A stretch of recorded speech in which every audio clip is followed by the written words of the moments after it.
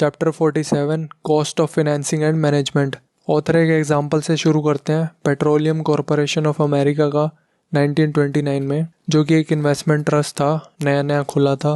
इस कंपनी का मेन काम था ऑयल इंडस्ट्री में जो कंपनीज हैं उनमें पैसा इन्वेस्ट करना। तो एक कंपनी कैसे बनी थी?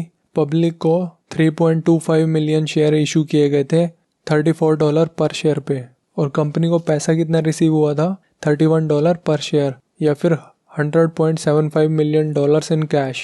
तो जो बाकी $3 पर शेयर थे वो कहाँ पे गए, उसकी अभी बात करेंगे थोड़ी देर में। और इसके अलावा प्रोमोटर्स को, इन्वेस्टमेंट बैंकर्स को और कंपनी के मैनेजमेंट को वारंट्स इशू किए गए थे जो कि 5 साल के लिए वैलिड थे।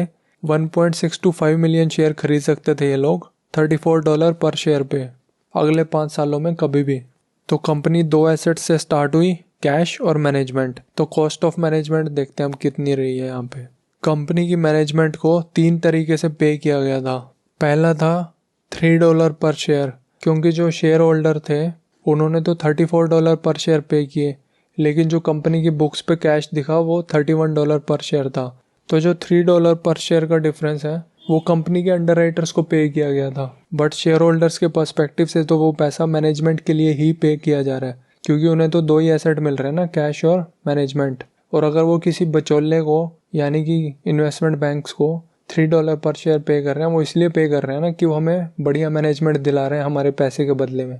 फिर वो ऑप्शन इशू किए गए थे जिनकी अभी बात की थी मैंने, और इन ऑप्शंस को इशू करके जो भी कंपनी की वैल्यू अप्रिशिएट होती है अगले 5 सालों में, उसका 1/3 इन लोगों को मिलता, क्योंकि इनके पास ये ऑप्शंस थे। कैलकुलेशंस में नहीं जाएंगे अब कैसे आएगा। और तीसरा, जो मैनेजमेंट थी कंपनी की, उनको सैलरीज भी पे करनी पड़ेंगी। जो स्टॉक होल्डर हैं वो मैनेजमेंट की स्किल के लिए कितना पैसा की पे कर रहे थे? पहला तो $3 पर शेयर के हिसाब से पे कर रहे थे, तो वो बनता है 9.75 मिलियन। दूसरा, जो वारंट्स हैं उनकी फॉर्म में पे कर रहे थे, वो 1/6 ऑफ रिमेनिंग कैश हो जाएगा, 16.79 मिलियन हो गया। और फिर मैनेजमेंट की सैलरीज भी हैं, तो टोटल कितना हुआ? 26.54 मिलियन प्लस में जाएगा, क्योंकि सैलरीज हमें पता नहीं अभी। तो इस बात का मतलब ये है कि जितना पैसा शेयर होल्डर्स ने कंट्रीब्यूट किया था एट $34 पर शेयर, उसका 25 से 30% पैसा ये 3 आइटम ने ही एब्जॉर्ब कर लिया है, जो हमने डिस्कस किया अभी। और ये कोई फ्यूचर प्रॉफिट की बात नहीं हो रही, ये तो जो कैपिटल अभी शेयर होल्डर्स ने दिया है उसका 25 से 30% अपफ्रंट कम हो गया। तो यानी कि 70-75% पैसा बचा है इन्वेस्ट करने के लिए, 25-30% गायब हो गया। तो बहुत ही महंगी पड़ी है मैनेजमेंट उन्हें। शेयर होल्डर कैपिटल क्यों डालता है कंपनी में? मेरा प्रिंसिपल तो रहे और उस पर कुछ रिटर्न भी मिले। यहाँ पे 30% पैसा तो ऐसे ही उड़ गया मैनेजमेंट को पे करने में अपफ्रंट। फ्यूचर प्रॉफिट तो बाद की बात है। और इसके बदले में शेयर होल्डर्स को क्या मिला? बोर्ड ऑफ डायरेक्टर्स थे जो, वो बहुत ही वेल नोन बंदे थे फाइनेंस इंडस्ट्रीज में, लेकिन 2 लिमिटेशंस थी। पहला ये था कि जो बोर्ड ऑफ डायरेक्टर्स थे उन पे कोई ऑब्लिगेशन नहीं थी कि वो इसी कंपनी पे ध्यान दें। वो मल्टीपल कंपनीज के बोर्ड ऑफ डायरेक्टर्स बन सकते थे, तो वो इस कंपनी पे ध्यान कैसे देते? तो इतना पैसा मैंने पे किया मैनेजमेंट के लिए और बदले में मुझे डेडिकेटेड एफर्ट भी नहीं मिल रहा उनका मेरी ही कंपनी के लिए। दूसरी लिमिटेशन ये थी कि जो इन्वेस्टमेंट्स थी वो सिर्फ ऑयल इंडस्ट्री में कर सकते थे। तो ऑयल इंडस्ट्री एक बहुत ही छोटी इंडस्ट्री है, क्या जजमेंट और एनालिसिस करेंगे वो लोग? और जो इन्वेस्टमेंट्स हैं वो भी कॉन्सेंट्रेटेड रहेंगी। जो उस इंडस्ट्री की टॉप 2-3 कंपनीज हैं उसमें ही पैसा डलने वाला है, और उसके अलावा जो इंडस्ट्रीज हैं हो सकता है उनमें अपॉर्चुनिटीज़ हों एक पर्टिकुलर टाइम पे, और ऑयल इंडस्ट्री में ना हो, तब भी ज़बरदस्ती ऑयल इंडस्ट्री में इन्वेस्ट करना पड़ेगा। ये डील बहुत ही बेकार थी शेयर होल्डर्स के पर्सपेक्टिव से, क्योंकि उन्हें बहुत ज़्यादा पैसा पे करना पड़ रहा था मैनेजमेंट के लिए, और मैनेजमेंट ये सब सही से डिस्क्लोज भी नहीं कर रही थी, शेयर होल्डर्स को अंधेरे में रख रही थी। ऑथर बताते हैं 1920 से पहले इन्वेस्टमेंट बैंक्स 3 प्रिंसिपल्स पे काम करते थे। पहला, इन्वेस्टमेंट बैंक्स सिर्फ वेल एस्टेब्लिश्ड कंपनीज के ही स्टॉक इशू रेकमेंड किया करते थे जनरल पब्लिक को, और उन कंपनीज का जो फाइनेंशियल रिकॉर्ड है पास्ट का वो इशू प्राइस को जस्टिफाई कर रहा हो तभी। और जो इन्वेस्टमेंट बैंकर है वो स्टॉक बायर का रिप्रेजेंटेटिव होता था, और जो कंपनी की मैनेजमेंट है उसके साथ आर्म्स लेंथ पर डील करता था। और बैंकर्स की जो कंपेंसेशन है वो रीजनेबल होती थी। वॉल स्ट्रीट की एक कहावत हुआ करती थी कि कोई भी नई कंपनी के लिए कैपिटल रेज करो तो वो प्राइवेट सोर्सेज से रेज करो, ना कि पब्लिक सोर्सेज से। और उस टाइम पे जब भी कंपनीज के लिए पब्लिक से कैपिटल रेज की जाती थी तो वो ज़्यादातर धोखा ही होता था, झूठी फरेबी कंपनीज होती थी। वो जो इन्वेस्टमेंट ट्रस्ट थे वो नई कंपनीज थी उस टाइम पे, और उनकी जो मैनेजमेंट थी और बैंकर थे वो सेम थे। तो फिर जो कंपेंसेशन है फिनेंसिंग के लिए, यानी कि जो बैंकर्स को मिलेगी, और जो मैनेजमेंट की कंपेंसेशन है वो मतलब खुद ही डिसाइड करेंगे, क्योंकि दोनों सेम ही है ना। तो ये तो ऐसा हो गया लोगों से पैसा रेज करना कंपनी के लिए नहीं, खुद के लिए। तो क्या पब्लिक को जो नई कंपनीज है उनको फिनेंस करना चाहिए या नहीं करना चाहिए? ऑथर का इस पे नेगेटिव ओपिनियन ही है कि नहीं करना चाहिए। ऑथर मानते हैं कि नए बिजनेसेस में कैपिटल डालना ज़रूरी है कंट्री की प्रोग्रेस के लिए, लेकिन ऑथर ये भी बताते हैं कि कोई भी सिग्निफिकेंट कंट्रीब्यूशन नहीं हुआ आज तक कंट्री की प्रोग्रेस के लिए जो पब्लिक का पैसा उठा के हुआ हो। और नई कंपनीज में कैपिटल सिर्फ प्राइवेट इन्वेस्टर्स को ही डालना चाहिए, जो कि एंटरप्रेन्योर्स खुद होते हैं या फिर उनके दोस्त और रिश्तेदार होते हैं, क्योंकि उनका कैपिटल स्टेक पे होगा तभी तो वो ढंग से काम करेंगे।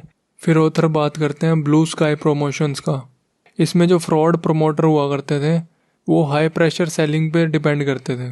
वो शेयर बेच देते थे माइन बोल के, जबकि वो गड्ढा भी नहीं था ग्राउंड में, और जो खरीदार था उन स्टॉक्स का उसको ख्याली पुलाव के अलावा और कुछ नहीं मिल रहा था उसकी कैपिटल के बदले। ऑथर बोलते हैं अगर इन्वेस्टर ज़रा भी सेंसिबल होता तो वो पहले ही पकड़ लेता कि ये कंपनीज कितनी वर्थलेस है सिर्फ एक नज़र मार के। उन कंपनी के जो प्रोस्पेक्टस थे उसका जो ग्लॉसी पेपर था ना, वही चिल्ला चिल्ला के बोलता था कि ये फ्रॉड है। तो ये सब देखकर फेडरल लॉ और स्टेट लॉ स्ट्रिक्ट हो गए थे, लेकिन जो फ्रॉड प्रोमोटर्स हैं उन्होंने फिर नए तरीके ढूंढ लिए। अब वो ख्याली पुलाव ऑफर करने के बजाय एक्चुअल में रियल कंपनी होती थी, उनकी रियल प्रॉपर्टी होती थी, लेकिन फ्रॉड ऐसे करते थे जैसे मान लो ऑयल या माइनिंग कंपनी है। अब किसी को नहीं पता उसमें कितना तेल है या कितना और निकलेगा उसमें से, तो उसको काफ़ी बड़ा चढ़ा के पेश करते थे पब्लिक को कि इसमें इतना और निकलेगा या इतना तेल निकलेगा यहाँ से, जिससे पब्लिक बेवकूफ़ बन जाती थी और उन नई कंपनीज के झांसे में आ जाती थी। ऑथर बोलते हैं कोई भी नई इंडस्ट्री है ना जो पब्लिक की आंखों में है, उसमें प्रोपोर्शनल एक्टिविटीज़ बहुत ज़्यादा बढ़ जाती हैं। उसमें आपको ये बातें बताई जाती हैं कि जो पहले लोग थे उस फील्ड में उन्होंने इतने प्रॉफिट्स कमाए हैं, और ये जो करंटली अच्छी परफॉर्मेंस है इस इंडस्ट्री की वो परमानेंट है, वो ऐसे ही चलती रहेगी और फ्यूचर तो और भी ब्राइट है। जैसे कि बिटकॉइन का भी हुआ था, जो अर्ली इन्वेस्टर्स थे उन्होंने बहुत पैसे कमाए, वो बातें प्रोजेक्ट की गई, और ये भी प्रोजेक्ट किया गया कि ये तो ऐसे ही प्राइस बढ़ता रहेगा, इसका परमानेंट है ये। तो ऐसे ही ऑथर बोलते हैं जो लिकर कंपनीज की स्टॉक फ्लोटेशंस हुई थी 1933 में, उनकी प्रमोशनल एक्टिविटीज़ पूरी हाई पे थी, लोगों की नज़र में थी वो चीज़ें। और ऐसे ही एयरक्राफ्ट कंपनीज की फ्लोटेशंस थी 1938-39 में।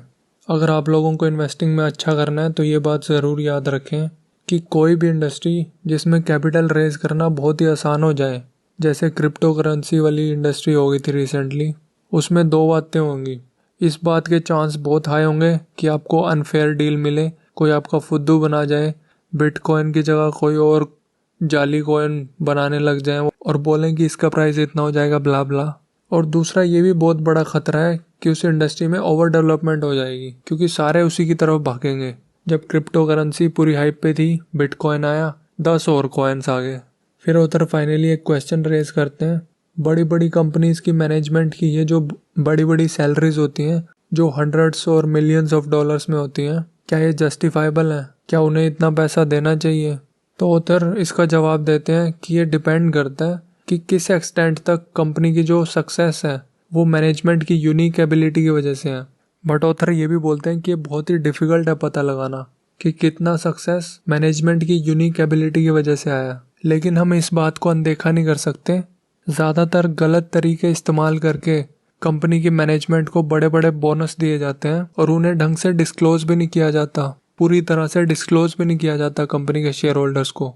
जैसे कि स्टॉक ऑप्शन वारंट एक एग्जांपल है जो इसी पर्पस के लिए यूज़ हुआ था और डिस्क्लोजर भी सही से नहीं हुआ था।